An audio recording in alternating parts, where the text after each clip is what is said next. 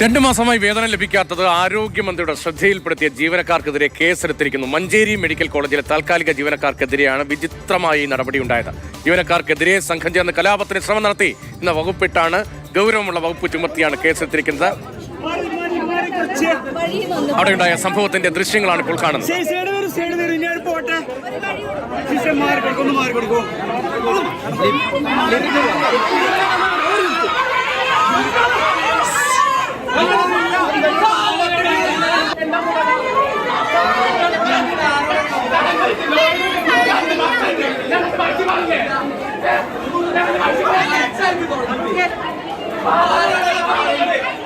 അരുൺ അമർനാഥ് വിവരങ്ങളുമായി ചേരുന്നുണ്ട്. അരുൺ, എന്തുകൊണ്ടാണ് താൽക്കാലിക ജീവനക്കാർ ഇങ്ങനെ പ്രതികരിച്ചത്, ഇങ്ങനെ പ്രതിഷേധിച്ചത്? ആരോഗ്യമന്ത്രി ഒന്ന് സംസാരിക്കാതെ പുറത്തേക്ക് പോകുന്നതും ആ ദൃശ്യങ്ങളുണ്ടായിരുന്നു. എപ്പോഴായിരുന്നു ഈ സംഭവം ഉണ്ടായത്? എന്തുകൊണ്ടാണ് കടുത്ത വകുപ്പ് ഇവർക്കെതിരെ ചുമത്തി കേസെടുത്തിരിക്കുന്നത് ഇപ്പോൾ?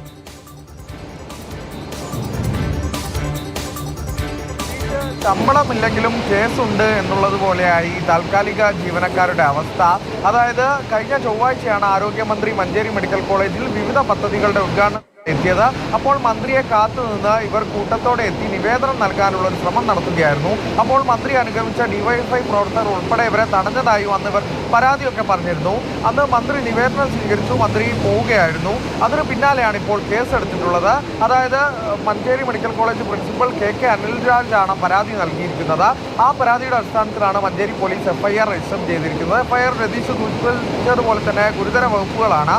സംഘം ചേർന്ന് കലാപം ഉണ്ടാക്കാനുള്ള ശ്രമം, ദേഹം ഉപദ്രവിക്കൽ എന്നുൾപ്പെടെയുള്ള വകുപ്പുകൾ ചേർത്തിട്ടാണ് ജീവനക്കാർക്കെതിരെ കേസെടുത്തിട്ടുള്ളത്. കണ്ടാൽ അറിയാവുന്ന ജീവനക്കാർക്കെതിരെ കേസെടുത്തുകൊണ്ടാണ് മഞ്ചേരി പോലീസിന്റെ എഫ്ഐആർ ഉള്ളത്. എന്തായാലും 2 മാസമായി ഈ താൽക്കാലിക ജീവനക്കാരുടെ ശമ്പളം മുടങ്ങിയില്ല. ദുരവസ്ഥ മന്ത്രി ഒന്ന് കണ്ട് പറയാനുള്ള ഒരു ശ്രമം നടത്തിയതാണ്. അതിനിപ്പോൾ ശമ്പളവുമില്ല, ഒപ്പം അതിനൊപ്പം കേസും കൂടെ വന്ന പരിതാപകരമായ ഒരു ഇരട്ട പ്രഹരത്തിലേക്ക് കാര്യങ്ങൾ പോയ ഒരു ദുരവസ്ഥയിലാണ് എന്തായാലും ഈ താൽക്കാലിക ജീവനക്കാരുള്ളത് എന്നുള്ളത് തന്നെയാണ് രതീഷ്. 2 മാസമായി വേതനമില്ല, ശമ്പളം വേണമെന്ന് ആവശ്യപ്പെടുന്നു, നിവേദനം നൽകാനായി എത്തുന്നു, അവിടെ ബഹളം ഉണ്ടാകുന്നു. അതിന് പിന്നാലെയാണ് ഇപ്പോൾ കർശന വകുപ്പുകൾ ചുമത്തി ശമ്പളമില്ലെങ്കിലും കേസിരിക്കട്ടെ എന്ന സമീപനം പോലീസിന്റെ ഉൾപ്പെടെ ഭാഗത്ത് നിന്ന് ഉണ്ടാകുന്നത്.